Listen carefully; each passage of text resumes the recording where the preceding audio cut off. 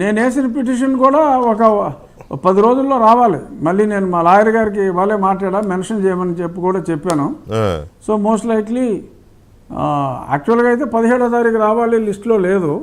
మరి ఏమన్నా ఒక వారం రోజుల్లో నోటీసులు అయితే అన్నీ ఇచ్చాం. ఇక్కడ ఆంధ్రప్రదేశ్లో వేసిన కేసు 23వ తారీఖు ఉంది. మరి సుప్రీంకోర్టులో ఆ మ్యాటర్ కూడా మరి ఈ మంత్ ఎండ్ లోపు రావాలి. 17వ తారీఖు మరి వివేకానంద రెడ్డి గారి హత్య కేసులో సునీత వేసిన కేసు కూడా 17వ తారీఖు వస్తుంది సెకండ్ కోర్టులో. సో ఇవన్నీ వస్తున్నాయి మళ్ళీ. బట్ ఇతను తన యుక్తులతో మరి ప్రభుత్వ ఖర్చుతో సరే సొంత కేసులకి సొంతంగా పెట్టినట్టు చూపెట్టుకుంటారనుకోండి.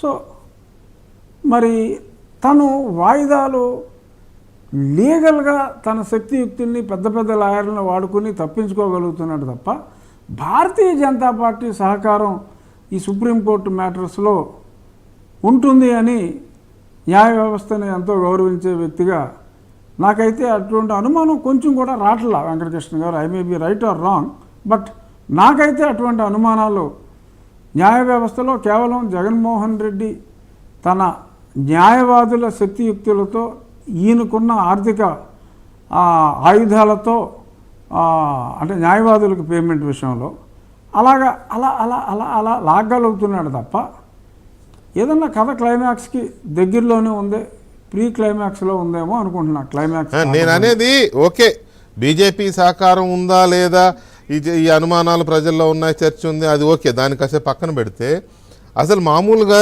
ఇంతకాలం 12 ఏళ్ల నుంచి బెయిల్ మీద ఉన్నారు, ఆయన ముఖ్యమంత్రి స్థాయిలో ఉన్నారు, అంత పెద్ద స్థాయిలో ఉన్న వ్యక్తి మీద ఇన్ని కేసులు, ఇన్ని ఆర్థిక నేరాలు, పైగా ఆర్థిక నేరారోపణలు ఉండకూడదు. అలా ఉన్న వ్యక్తి అది క్లీన్ చేసుకోవాలి, ఆయన క్లీన్ చేసుకోవాలి, వ్యవస్థలు క్లీన్ చేయాలి, ఆయన కడగాలి నీట్గా. అదే కదా నేను కూడా జగన్మోహన్ రెడ్డి గారు త్వరగా క్లియర్ చేసుకుని వచ్చేస్తే మరి ఇలాగా ప్రతిపక్షాలు మిమ్మల్ని ఏమీ మాట్లాడే అవకాశం ఉండదు. మీరేమో అసలు ఏ కేసు తేల్చరో, కనీసం బాబోయ్ నన్ను చంపేయడానికి చిన్న కత్తి వేసుకుని వచ్చేసాడు రా బాబోయ్ అని మాట్లాడి మీరు పెట్టిన కంప్లైంట్ విషయంలో కూడా మీరు కనీసం కోర్టుకి వెళ్ళకపోవటం, ఆడు బయటకు వచ్చి ఏమి నిజాలు చెప్తాడనే భయంతో ఆడికి కనీసం బెయిల్ రాకుండా చేయటం, అసలు నిజంగా చంపేసి పార్సిల్ చేసేసి అన్ని ఎవిడెన్స్లో ఉన్నవాడినేమో పక్కన పెట్టుకుని జిల్లాలో, ఈస్ట్ గోదావరి జిల్లాలో మీటింగుల్లో పక్కన కూర్చోబెట్టుకోవటం, ఇవన్నీ ప్రజలు గమనిస్తున్నారు. వెంకటకృష్ణ గారు, అతను న్యాయస్థానంలో డిలే విషయంలో నెగ్గుకు రాగలిగిన ప్రజా న్యాయస్థానంలో ప్రజలు ఇవన్నీ కూడా చాలా స్పష్టంగా గమనిస్తున్నారు. దానికి తగ్గ తీర్పు ప్రజా న్యాయస్థానంలో అయితే డెఫినెట్గా ఉంటుంది. న్యాయస్థానంలో ఆలస్యం జరిగినా ప్రజా న్యాయస్థానంలో పెద్దగా ఆలస్యం జరిగే అవకాశం ఉండకపోవచ్చు.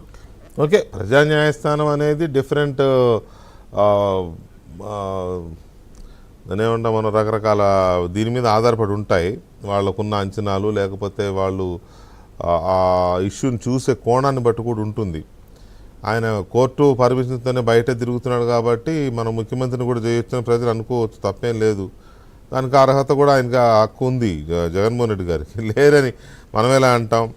కాకపోతే ఇప్పుడు దాడి వీరభద్రరావు గారికి కనుక నేను చూసిన జగన్ నేను విన్న జగన్ వేరు, నేను చూసిన జగన్ వేరు, నేను అనుభవించిన జగన్ వేరు అన్నట్టుగా ఇప్పుడు ఆంధ్రప్రదేశ్ ప్రజలకు కూడా అది రియాలిటీ